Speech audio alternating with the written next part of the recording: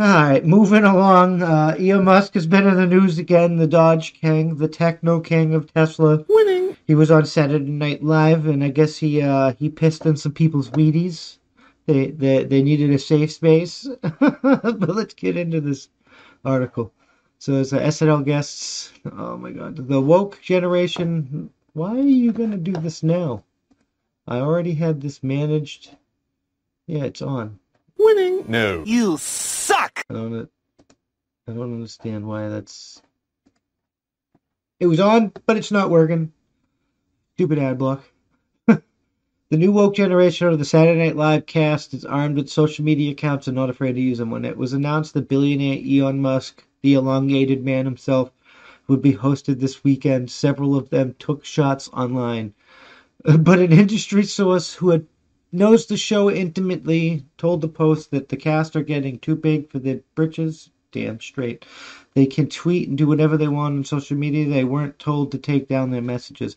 When Musk tweeted, "Let's find out just how live Saturday Night Live really is," Bo and Yang replied, "What the does this even mean?" Why are people getting so fucking butthurt about fucking stupid fucking comments? It's a jest. Jabs, real men. We jab at each other like that, you fucking cunt. That's how winning is done. Meanwhile, Right-Heard feature player Andrew Dismukes posted on Instagram, "Only CEO I want to do a sketch with this Chief E. Ottery," with the photo of SNL alum Cherry Ottery. Winning. No. You suck. Oh my God. You suck. People suck ass. Your show sucks. No. Again, Elon Musk put fucking life back into it. A longtime cast member, A.D. Bryant, shared a message that many perceived to be a dig at Musk, too. She retweeted Senator Bernie Sanders calling it a moral obscenity that the 50th wealthy people in America today are more wealth than the bottom half of our people as the Friday. Well, the bottom half of our people don't want to fucking work. Winning. No. You suck. As of Friday, Musk's worth $166.7 billion, according to Forbes, putting him not far behind Jeff Bezos as the world's richest person. I mean, don't get me wrong, that's a ridiculous amount of wealth that you don't need, and even he realizes he doesn't need that wealth, and he's been selling properties and like, but anyway, that's a whole nother story about this dude. Like, if you really want wealth, work. You know the signs at McDonald's saying "I'm sorry for the wait" or whatever. Like, people don't want to work. People are like fucking. No, it is what it is. As Page Six reported, cast members were told that they had any issues that didn't have participated in the episode. SNL is very insulated, as NBC sources told the Post. Lauren protects his cast. They don't feel like part of a wider company. It is an unusual workplace agreement. The Post has confirmed that if any cast member does sit out the show, they still gets weird. They still get paid. Winning. No. If they were elsewhere, they would have been suspended for tweeting, but they can do whatever they want. Lawrence has never said to anybody they have to turn up for the show, said the industry source for the cast. There's no repercussions. Stop it with the hysterical reactions. You're saying, like, this guy's a cuck, this boss is a cuck. If you don't show up for work, you're fired. Like, plain and fucking simple. You don't show up for work, you're fucking fired. You're fired.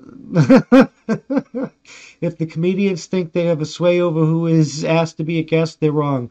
James Andrew Miller, who penned the book Live from New York about the NBC show that launched in it was fucking that old, told the Post that everyone on the show agrees, but what is funny, or who said should host, but Lorne is the decision maker, the buck stops with him.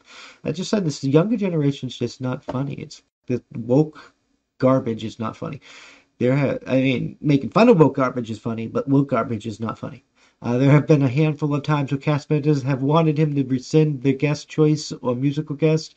With the social media, it's easy to say something, then suddenly realize maybe I went too far, Miller said. Both Bryant and Yang deleted their Musk tweets.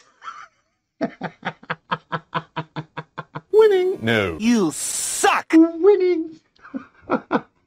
The truth, Miller added, there isn't a set of orthodoxies one has to embrace to be host of Saturday Night Live. Back in February 2013, an 18-year-old Justin Bieber hosted for the first time against the wishes of many of the casts who thought he was an entitled pop star, The Post is told.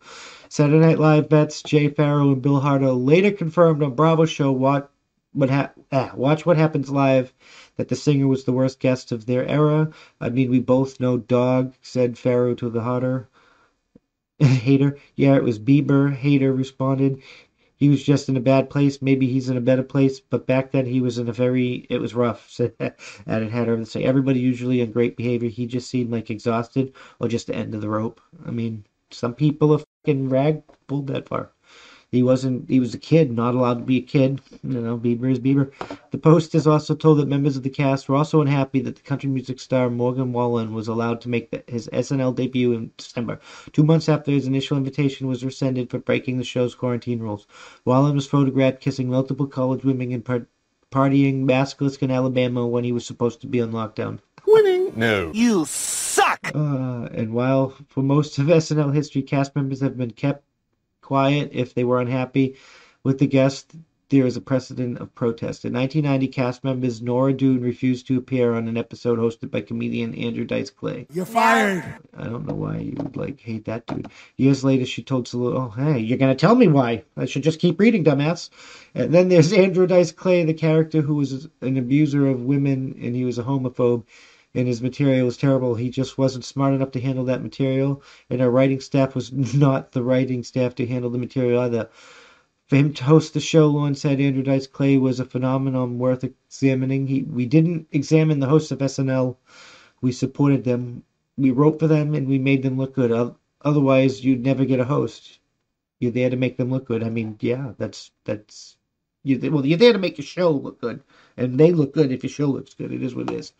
I mean, I guess unless you get a really horrible person, and then you could probably dog on them the whole fucking show, and it would still be good. People would watch it, but they probably won't come back.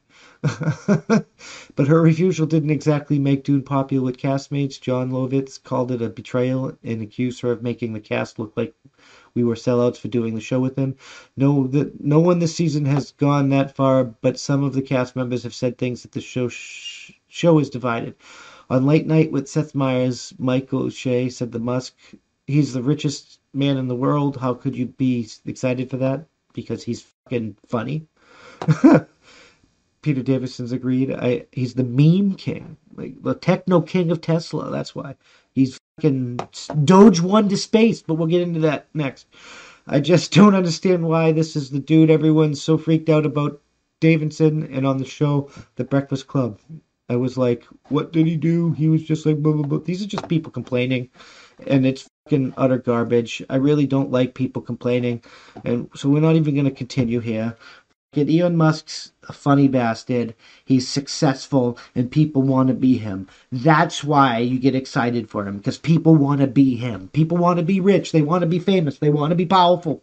It is what it is. It's ingrained in our nature to find somebody that you want to, that has what you want, admire them, and then work to obtain it yourself. That's how winning is done. Winning. I'm just fucking saying.